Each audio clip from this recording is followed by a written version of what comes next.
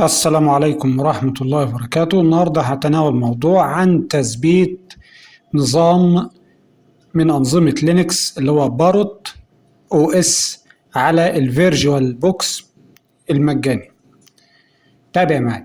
في البداية هتحتاج انك تخش على المتصفح بتاعك وتحمل برنامج فيرجوال بوكس. فهتخش المتصفح تكتب فيرجوال بوكس زي ما ظاهر لك على الشاشة اهو. تخش الموقع من هنا، تضغط على المربع داونلود فيرجوال بوكس وتضغط على ويندوز هوستس. اول ما تضغط عليها هيبدأ تحميل البرنامج، وهتحتاج انك تحمل نسخة الباروت ايزو ايماج. فهتخش على المتصفح تكتب باروت BARROT زي ما ظاهر لك هنا. تخش على الباروت سكيورتي وعلى الداونلود. هنحمل اول اصدار اللي هو السكيورتي اديشن وهو الاشمل. هتيجي هنا تختاره طبعا من هنا. بعد كده تيجي هنا داونلود، تختار اول حاجه اللي هي ايزو AMD 64. اول ما تضغط عليها هيبدا عمليه التحميل بحجم قرب ال5 جيجا. بعد ما حملت برنامج الفيرجوال بوكس والباروت او اس النسخه الايزو، هتبدا تثبت برنامج الفيرجوال بوكس. انا طبعا مثبته على الجهاز بتاعي. كل اللي انت هتحتاجه انك هتضغط على البرنامج ضغطتين وتبدا تعمل انستول او نيكست. هيتثبت عادي، مفيش اي مشكله او صعوبه في تثبيت برنامج الفيرجوال بوكس. بعد كده هتبدا تفتح برنامج الفيرجوال بوكس وهتضغط نيو. هتسمي النظام بتاعك زي ما انت عايز بقى. انا هسميه باروت او اس مثلا. وتيجي عند الطيب هنا هتختار لينكس، وتيجي عند الفيرجن هنا هتختار ديبيان 64 او 32 على حسب النظام بتاعك. انا النظام بتاعي 64. هتعرف منين 64 او 32؟ هتخش على السيستم انفورميشن من هنا، تيجي هنا السيرش وتكتب سيستم انفورميشن اهو. تيجي عند السيستم طيب هتلاقي قدامها 64 او 32. هنا 64 فهختار ديبيان 64. لو 32 هتختار ديبيان 32. بعد كده هتضغط نيكست. هتيجي عند الرامات المستخدمة. أقل حاجة تستخدمها للنظام 2 جيجا كرامات، لكن انت بتفضل محافظ على وجودك في الشريط الأخضر هنا. ممكن أوصل للآخر فيكون حجم الرامات المستخدمة بتاعي 5 جيجا رامات مثلا أو 4 جيجا زي ما أنا عايز، لكن أقل حاجة انت بتستخدمها 2 جيجا رام. البروسيسور أقل حاجة 2 كور بروسيسور، أقل حاجة 2 كور بروسيسور. بعد كده بتضغط نيكست. حجم البارتيشن اللي هيتسطب عليه نظام الباروت او اس اقل حاجه 20 جيجا فاكثر. انا مثلا هختار 35 على حسب النظام بتاعي او الهارد بتاعي فيه مساحه قد ايه. اقل حاجه لازم تكون 20 جيجا هنا. بعد كده بتضغط نيكست وفينش. بعد كده بتحدد الباروت هنا. لو عندك اكتر من نظام فبتحدد الباروت وتروح تضغط على السيتنج، على الجنرال، وبعد كده ادفانسد. هتفعل الخيارين دول شيرد كليب بورد ودراج اند دروب. تفتح هنا وتختار اخر خيار وهنا اخر خيار عشان تفعلهم الاثنين. بعد كده هتروح للسيستم تتاكد ان الرامات اللي انت مختارها فعلا موجوده، بروسيسور هي الموجوده. بعد كده تروح على الشاشه. لو انت عايز تعدل الشاشه زي ما انت عايز ممكن تختار اعلى حاجه فيديو ميموري 128 ميجا بايت، وتروح بقى على التخزين اللي هي استوراج. تضغط على امبيتي هنا. بعد كده تضغط على الاسطوانه من هنا. بعد كده تختار او تشوز اديسك فايل.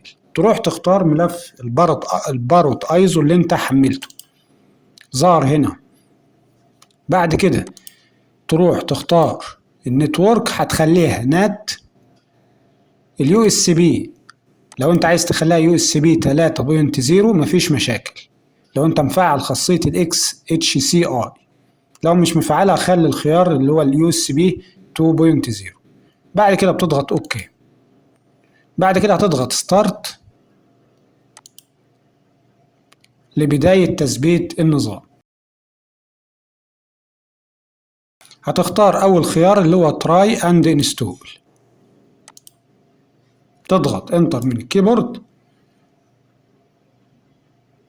لو انت عايز تكبر الواجهة ديت هتقول فيو فول سكرين من فوق هنا، وبعد كده سويتش. ادي الواجهة كاملة.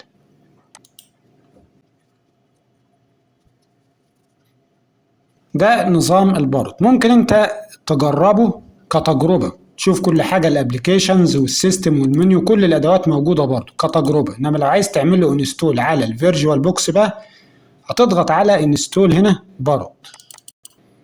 هتختار اللغة بتاعتك اللي انت عايزها، انا هسيبها الامريكان، وبعد كده هتضغط نيكست. تختار المنطقة بتاعتك اللي هي الزون، هنا الريجن اللي هي القارة هختار افريقيا، والزون هختار كايرو القاهرة. بعد كده نيكست. تختار اللغة، لغة الكيبورد او الموديل بتاع الكيبورد من هنا، او تسيبه زي ما هو، وتختار بقى اللغة اللي انت عايزها للكيبورد، عربي مثلا وخلافه او انجليزي. بعد كده بتضغط نيكست، انا هختار هنا انجليزي. نيكست. هتروح للخيار الثاني اللي هو هيبدأ يعمل فورمات للبارتيشن اللي انت هتسطب عليه نظام الفيرجوال بوكس. انت محدد مساحة حوالي 20 جيجا على الاقل، دي اللي هيتسطب عليها النظام، ملهاش دعوة بأي مكان تاني على الجهاز بتاعك. انت حددت 20 جيجا ده اللي هيتسطب عليه النظام، هيتعمل له فورمات ويتعمل له تسطيب على الايه، او يتعمل للنظام تسطيب على النظام على البارتيشن ده، مش على اي حاجة تانية. فما تخافش من الاختيار اللي هو الفورمات ده. بعد كده نيكست. هتحط اليوزر نيم والباسورد للحساب اللي انت هتخش بيه كل مرة تخش على نظام البارت. تحط الباسورد هنا وتأكده. اول ما تأكده هتيجي علامة صح هنا. بعد كده نيكست وانستول، تضغط انستول ناو. هيبدأ عملية الانستول، هياخد حوالي قرب التلت ساعة لغاية ما يخلص عملية الانستول. ما عليك سوى الانتظار.